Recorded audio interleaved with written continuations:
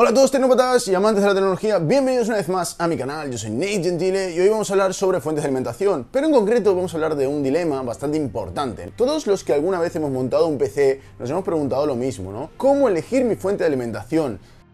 La parte más importante a la hora de elegir tu fuente de alimentación suelen ser los vatios, ¿no? Que la potencia de la fuente de alimentación sea suficiente para tu PC. Existen varias calculadoras online que te permiten saber cuántos vatios más o menos va a consumir tu PC y en base a eso puedes tener una idea de qué fuente de alimentación deberías comprarte. Sin embargo, a pesar de lo que pongamos, solemos ver que en estas calculadoras el consumo gira entre los 250 y 650 vatios. Entonces, ¿por qué existen fuentes de alimentación de 1200 vatios? ¿Quién necesita fuentes tan grandes? ¿Por qué las venden? ¿Nos están intentando engañar? Y bien, ese es uno de los temas que quiero debatir en este vídeo, pero antes que nada vamos a hablar un poquito de las fuentes en general. Y antes de empezar, este vídeo ha sido patrocinado por Silverstone, los cuales me han proporcionado un par de fuentes de alimentación para hacer las pruebas en este vídeo. Tenemos por un lado la ST1200PT, que es una fuente de alimentación de 1200 vatios, y por otro lado tenemos la ET750B, que es una fuente de 750 vatios. La diferencia de precio entre estas dos fuentes es bastante grande. Ambas son de la misma marca y en principio ambas me sirven para mi PC. Pero ¿qué diferencia existe entre las dos? ¿Por qué me voy a comprar una en lugar de la otra? ¿Y quién necesita esos 1200 vatios? Pero antes que nada, ¿qué hace exactamente la fuente de alimentación? La fuente de alimentación lo que hace básicamente es convertir la corriente que nos viene desde nuestra toma de corriente de nuestras casas a un formato concreto que es el que necesita nuestro PC para poder utilizar. Primero que nada, la corriente que llega a nuestros hogares es alterna. La corriente alterna básicamente es un tipo de corriente que es el que llega normalmente a nuestros hogares que continuamente va cambiando de dirección. Pasa de positivo, luego a negativo, positivo, negativo en una cierta frecuencia. Esta forma de corriente es muy cómoda, no solo para transportarla, sino también para generarla, y existen electrodomésticos que funcionan con este tipo de corriente. Sin embargo, en el caso del PC, nosotros necesitamos otro tipo de corriente, otro formato de corriente, que es la corriente continua, ¿vale? Que básicamente es un voltaje continuo que no cambia nunca de dirección. Y de hecho tiene que ser lo más plano posible, porque necesitamos alimentación constante en los componentes de nuestro PC. De hecho, variaciones de voltaje dentro de los componentes del PC pueden provocar malos funcionamientos. Y de hecho, la corriente que nos llega a nuestros hogares fluctúa. Así que la tarea principal que ocupa nuestra fuente de alimentación es transformar esta corriente que nos llega de la toma de corriente de nuestro hogar en una forma de corriente que es la que utiliza nuestro PC. Y esto lo hace en varias fases. La primera es la transformación. Coge la corriente de entrada y la minimiza para convertirla en el voltaje que vamos a utilizar en nuestro PC. Luego tenemos el rectificador, que se encarga de convertir esta corriente alterna en continua. Y por último los filtros, porque esta corriente alterna que hemos convertido a continua tiene una serie de fluctuaciones periódicas que básicamente es lo que se llama rizos. Ripples en inglés, ¿vale? Son como pequeñas olas. Estas olas, básicamente lo que tenemos que hacer es aplanarlas lo máximo posible para que la señal sea lo más plana posible y lo más continua posible, para que nuestros componentes tengan una alimentación constante, sin ninguna fluctuación, o por lo menos, como veremos ahora, la mínima fluctuación posible. Esto, a grandes rasgos, es lo que hace nuestra fuente de alimentación. Sí que es verdad que tiene una serie de componentes y hace algunas cosas extra, pero principalmente esto es todo. Por otro lado, ¿qué más tenemos que saber de la fuente de alimentación? Que es muy importante antes de hablar de este tema. Y es que la fuente de alimentación no siempre consume los mismos vatios. La fuente de alimentación consume lo que el PC le pide, ¿vale? Si el PC necesita en ese momento 200 vatios, la fuente le va a proporcionar 200 vatios. Si necesita 50, le va a dar 50, ¿vale? Si la fuente es de 750 o de 1200, realmente el PC le va a dar igual. El único problema que va a tener es cuando necesite más de lo que la fuente puede proporcionar, ¿vale? O sea que una fuente de 1200 vatios no significa que siempre consume 200 vatios. Entonces, ¿qué es lo que hace que una fuente sea de 750 o 1200 vatios? ¿Qué marca ese límite? Pues básicamente no es un solo elemento dentro de nuestro circuito, hay varios elementos. Es todo el diseño del circuito de la fuente de alimentación y sobre todo la capacidad que tiene cada uno de los componentes. Cada uno de los componentes que se utilizan para realizar las operaciones que os comenté antes tienen un límite de voltaje con el que pueden trabajar y sobre todo tienen un punto en el cual tienen su máxima eficiencia. ¿Qué es lo que ocurre dentro de nuestra fuente de alimentación? Básicamente que una parte de la corriente que nos llega en esta transformación, ¿vale? En convertir la corriente alterna que nos llega de nuestra red eléctrica a convertir en la corriente continua con un voltaje específico y una impedancia específica que necesita nuestro PC, existe una pérdida de energía. Esa energía se pierde bajo forma de calor. Y según el tamaño, el diseño del circuito, la calidad y una serie de parámetros, se disipa más o menos calor. O sea, se pierde más energía de forma de calor o menos. Cuanta menos energía se pierde bajo forma de calor, se dice que la fuente es más eficiente, y cuanta más se pierde en forma de calor, o sea, cuanta más energía se nos está escapando por todos lados en forma de calor, es menos eficiente, ¿ok? Y aquí es donde entra el tema de la eficiencia, que es un tema que no vamos a cubrir ahora mismo. pero básicamente lo menciono por encima. Esto está relacionado con el tema del certificado 80 Plus. El certificado más básico de 80 Plus básicamente lo que asegura es que esa fuente te da por lo menos un 80% de la energía que recibe. O sea que si el PC está recibiendo 80 vatios y hay 20 que se pierden en forma de calor, la fuente estaría consumiendo 100 y el PC tendría pues 80, ¿no? Y 20 se pierden en forma de calor. Y esto entraría dentro de lo que es la certificación 80 Plus, que es una certificación que las marcas tienen que pagar para que su fuente lleve. Y básicamente lo que hacen es probarla y ver que encaje exactamente con estos valores, ¿no? Y según lo eficiente que es, tiene un certificado más alto o más bajo, ¿no? El más alto es el Platinum, si no me equivoco, pero seguramente hayáis oído por muchos sitios que la fuente de alimentación es el componente más importante de vuestro PC, que es súper importante, que tenéis que comprar una muy buena fuente, que tenéis que gastaros el dinero lo máximo posible en vuestra fuente de alimentación, porque es lo más importante del PC. Y bien, la explicación técnica realmente es que la fuente de alimentación no es tan importante, ¿vale? Sí que es verdad que necesitamos una serie de parámetros mínimos en nuestra fuente para que nuestra fuente básicamente no se cargue el resto de componentes, pero estos son ya unos baremos mínimos, ¿vale? Simplemente lo que quiere decir esta frase de que la fuente de alimentación es muy importante es que no te compres una fuente de una marca desconocida sospechosamente barata porque puede hacer pues daños en tu PC. Lo que distingue una fuente de alimentación mala de una decente o una buena básicamente son los componentes que se utilizan dentro de esta fuente. Si los componentes electrónicos son de mala calidad, pues van a durar menos tiempo y sobre todo van a resistir menos al calor. Esa es principalmente la preocupación. Es más un tema de durabilidad de la fuente de alimentación que otra cosa. Y sobre todo, sí que es verdad que existen fuentes de alimentación en el mercado que no llevan protecciones y ciertas regulaciones que son importantes para proteger nuestro PC. Y sí que puede pasar que en caso de un fallo, de un pico de tensión o algún otro tipo de fallo en la fuente de alimentación, es posible que nuestra fuente deje pasar un pico de tensión a nuestra placa y la queme o algún otro componente. Aunque tengo que decir, y esta es una opinión bastante poco popular entre lo que vienen a ser los consumidores, como sabéis existen muchísimos mitos en el mundo del PC, este es uno de ellos, ¿vale? Es más probable que un componente de vuestro PC que esté funcionando mal estropee la fuente de alimentación que lo contrario. Pero sí que es verdad que la fuente de alimentación pues es importante que tenga una cierta calidad, ¿no? Primero para que aguante y no deje de funcionar bien y segundo para evitar este tipo de problemas, que llegue a estropear alguno de vuestros componentes. Entonces, como yo os decía, básicamente vosotros para comprar una fuente de alimentación y aseguraros que no va a ser una mala fuente, lo que tenéis que ver son los componentes y el circuito. Y como nosotros no somos ingenieros eléctricos y no podemos analizar el circuito de la fuente de alimentación, yo lo que os recomiendo es que miréis reviews en páginas fiables, como por ejemplo la página web de Tom's Hardware. Me gusta bastante para temas de reviews de fuente de alimentación porque hacen pruebas bastante a fondo y las comparan con otras. Pero sobre todo, si una fuente es muy mala o simplemente de un fabricante poco reconocido,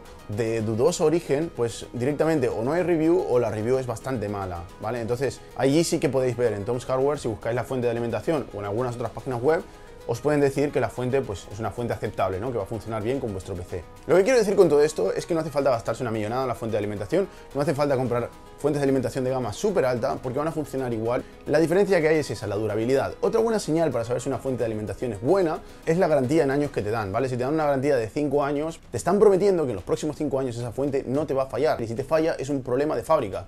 Eso significa que obviamente es una fuente de muy buena calidad. Cuanto más años de garantía, más calidad. Además de eso, hay una serie de fabricantes reconocidos y de hecho las marcas no fabrican sus propias fuentes. Hay algunas fábricas de fuentes que fabrican fuentes, pero la mayoría de marcas, como por ejemplo Silverstone, no fabrica sus propias fuentes. Para esto existen algunas páginas web como la que estáis viendo ahora mismo, donde podéis chequear en una base de datos quién es el fabricante. Lo que pasa que el hecho de que una empresa u otra fabrique esa fuente, normalmente sí que puede ser un indicativo de una cierta calidad, pero no necesariamente. Lo mejor es ver una review. Y dicho esto, vamos a hablar del tema principal del vídeo. ¿Una fuente pequeña o una fuente grande? Y sobre todo, ¿cómo elijo los vatios para mi PC? Normalmente cuando usamos estas calculadoras y vemos por ejemplo que nuestro PC consume unos 600 vatios, lo que mucha gente hace es comprar una fuente pues, de unos 800 vatios, ¿no? Con unos 200 vatios extra para poder estar tranquilo, seguro, para actualizaciones, etc. Lo cierto es que sí que hay PCs entusiastas que tienen procesadores que consumen mucha corriente, que tienen refrigeraciones líquidas y sistemas de SLI o Crossfire, o sea, dos gráficas en un mismo PC, que requieren una gran cantidad de alimentación y sobre todo en estos PCs no es ideal ir justos, o sea que por ahí ya vemos que existen PCs que pueden llegar incluso a consumir 800 vatios. Sin embargo, tenemos que conocer que en la fuente de alimentación existe algo llamado la curva de eficiencia. Nosotros, por ejemplo, cuando compramos una fuente de alimentación 80 Plus, que nosotros sabemos que esa fuente, por ejemplo, nos va a dar un 90% de eficiencia energética, o sea, tan solo un 10% de la corriente que consume se va a perder como calor. Eso no es así en todos los casos, sino que solo bajo ciertos puntos de carga. O sea, cuando la fuente está utilizando el 60%, entre el 60 y 80% normalmente, es cuando la eficiencia es óptima, ¿vale? Cuando la fuente de alimentación está utilizando el 10%, la eficiencia no es tan buena, y cuando está al 90%, pues tampoco, como estáis viendo en este gráfico. Esto significa que para un PC que utiliza 600 vatios, si queremos tener el máximo pico de eficiencia cuando usamos el PC a 100% de su potencia, deberíamos comprar una fuente de 1200 vatios. Esto sería lo ideal. Ahora, no es necesario para nada. No os va a mejorar la experiencia, no va a hacer que vuestro PC funcione mejor, ni la otra se os va a quedar corta, ni una de 800 o 750 se os va a quedar corta. Pero lo que sí va a pasar es que la fuente de alimentación de 1200 vatios va a trabajar al 50% cuando estéis usando esos 600 vatios de consumo. Eso significa que va a estar en un pico óptimo de eficiencia, lo cual significa que no estáis tirando energía. Pero no solo eso, no es eso lo único importante, sino que además, cuanta menos energía se disipa como calor, menos calor hay. Por lo cual, las temperaturas de vuestro PC y vuestra PSU, o sea, vuestra fuente de alimentación, se disminuyen. Son por lo menos inferiores respecto a las de una fuente equivalente que tiene una eficiencia menor. Ahora, ¿esto qué tan importante es? Tampoco es demasiado importante, ¿vale? No es demasiado importante, no es algo que tengáis que buscar ni perseguir a la hora de montar un PC. También hay otro motivo. Las fuentes de alimentación que están preparadas para soportar una carga de vatios superiores, como por ejemplo una fuente de 1200 vatios, que ojo, no significa que esté hecha para consumir 1200 vatios, simplemente significa que llega hasta los 1200 y luego ya empieza a tener problemas para funcionar a partir de esos vatios. Puede funcionar durante un límite de tiempo con un poco más de vatios durante un pico, pero luego ya tendrá una bajada bestia. Eso significa que a partir de 2200 vatios no funciona correctamente. Entonces, como esta fuente está preparada para trabajar a 1200 vatios, el sistema de refrigeración que tiene es bastante bueno, ¿vale? Tiene unos buenos disipadores por dentro. Estos disipadores normalmente son suficientes para disipar el calor que genera nuestra fuente cuando está, por ejemplo, al 60%. Eso significaría que en una fuente de 1200 vatios, al 60% de consumo, no se encenderían los ventiladores, no se generaría tanto calor justamente por la eficiencia, y por lo tanto tendríamos una fuente más fría, más silenciosa. Y sobre todo, cuanto menor sea la temperatura a la que trabaja nuestra fuente, más durabilidad van a tener los componentes internos, porque el calor lo que hace es degradar los componentes internos de nuestra fuente de alimentación. Básicamente esos son los dos motivos principales por los cuales ibas a querer tener una fuente de alimentación de 1200 vatios, ¿vale? De tantos altos vatios. Sin embargo, con la de 750 vatios, por ejemplo la Vantablack, es un PC que funciona perfectamente con una 980 Ti, con un 8700K overclockeado, dos discos duros mecánicos, un SSD y un montón de luces RGB, y no tiene ningún problema con esta fuente de 750 vatios. Sin embargo, cuando conectamos la de 1200, pues simplemente la única diferencia que he podido notar yo es el ruido, porque en la de 1200 vatios el ventilador directamente no hace falta ni que funcione. Esa básicamente es la diferencia que he notado yo. Pero sobre todo, existe otro tema bastante importante del que no hemos hablado hasta ahora. También existe ruido, también se produce ruido en nuestra señal eléctrica. Es imposible que tengamos una corriente continua totalmente estable desde ninguna fuente de alimentación. Pero hay fuentes que funcionan mejor que otras. La oscilación en el voltaje que nos da la fuente de alimentación se conoce como ripple, como dijimos antes, el ripple aquel, pues esto es lo mismo, ¿vale? También lleva el mismo nombre, es el ripple. Este ruido de la señal, esta pequeña oscilación, en un principio no tiene ningún efecto negativo en nuestro PC, si estamos hablando de un PC de gaming y uso normal. Lo que sí puede hacer, aunque el efecto es mínimo, es estresar al VRM, tanto de la tarjeta gráfica como del procesador y el resto de VRMs que tenemos en la placa base. Porque luego cada uno de los componentes, como por ejemplo el procesador, tiene sus propios componentes que se encargan de alimentarlo, que también se dedican pues a filtrar esta señal aún más, para que sea aún más estable. Y cuanto menos estable es, pues obviamente, el VRM va a tener que trabajar más. Sin embargo, el efecto es mínimo, es casi irrelevante. Donde sí se puede notar este ripple, y muchísimo, es en el overclocking. Cuando queremos hacer overclocking y queremos llevar nuestro PC a un overclocking óptimo, lo más alto posible, con el mínimo voltaje, lo que sí queremos es que nuestra fuente fluctúe lo mínimo posible. Esto significa que una fuente con un alto ripple nos va a provocar pequeñas subidas y bajadas no deseadas en nuestra señal eléctrica, y esto lo que va a hacer es, si existe una bajada y nuestro procesador está con el voltaje justo, pues que va a fallar, y si tenemos subidas, pues que se va a sobrecalentar, va a tener a lo mejor un gradito más. Y esto es algo que cuando queremos ir al detalle, cuando queremos hacer un overclocking lo más perfecto posible, lo más fino posible, ¿vale? Que es algo también un poco ya de hobbyista, ¿no? Es algo ya de entusiasta, es algo que no os recomiendo hacer, a menos que lo hagáis por hobby, ¿vale? Por pasar una tarde de domingo. Si queremos hacer esto, realmente lo que necesitamos es una fuente que tenga la mínima fluctuación posible. Y con una fuente que tiene la mínima fluctuación posible, sí que conseguiríamos un mejor resultado en overclocking. Sin embargo, la fluctuación no está realmente relacionada con los vatios, aunque normalmente a mayor consumo, cuanto mayor consumo se le exige a nuestra fuente de alimentación, ¿vale? Por ejemplo, a partir del 50% de carga, 50, 60, 70, 80, 90, más ripple existe en la mayoría de fuentes de alimentación. Eso significa que si tenemos una fuente muy ajustadita, por ejemplo, tenemos una fuente que a máxima potencia está funcionando al 90%, pues esta fuente va a tener un ripple normalmente más alto que una fuente con más vatios. Sin embargo, esto no siempre es cierto, depende también mucho de la calidad de la fuente de alimentación. Por eso os recomiendo que veáis las reviews, por ejemplo, en la página de Tom's Hardware, para comparar un poco el ripple que existe entre las fuentes de alimentación, si es que os interesa hacer este overclocking extremo. Estos son los argumentos por los cuales alguien iba a querer una fuente de alimentación tan grande. Eso no significa que os tengáis que comprar una, ¿vale? Yo simplemente os cuento los motivos por los cuales alguien podría querer una. Yo de hecho tengo una de 1050 vatios. Pero si os queréis ahorrar el dinero, pues id a por una fuente un poco más económica, como la ET750B que tengo yo aquí. Es verdad que no es una fuente que esté hecha con los mejores materiales, es bastante económica, pero funciona muy bien y no se va a cargar vuestro PC, estaros tranquilos. Muy bien, pues muchas gracias a Silverstone por proporcionarme estas dos fuentes de alimentación, la ET750B de 750 vatios y la ST1200PT, que además es una fuente modular. Esta es otra de las grandes ventajas que tenemos en las fuentes de gama alta, que normalmente se le pueden quitar todos los cables y poner bajo demanda. Ambas son grandes fuentes de alimentación y me han servido para realizar las pruebas que me han llevado a las conclusiones de este vídeo. Dicho esto, vamos a realizar un pequeño sorteo.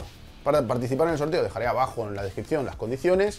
Y nada, que tengáis mucha suerte, chicos. Si os ha gustado este vídeo, dejadme una manito para arriba, suscribiros al canal y nos vemos en el próximo vídeo.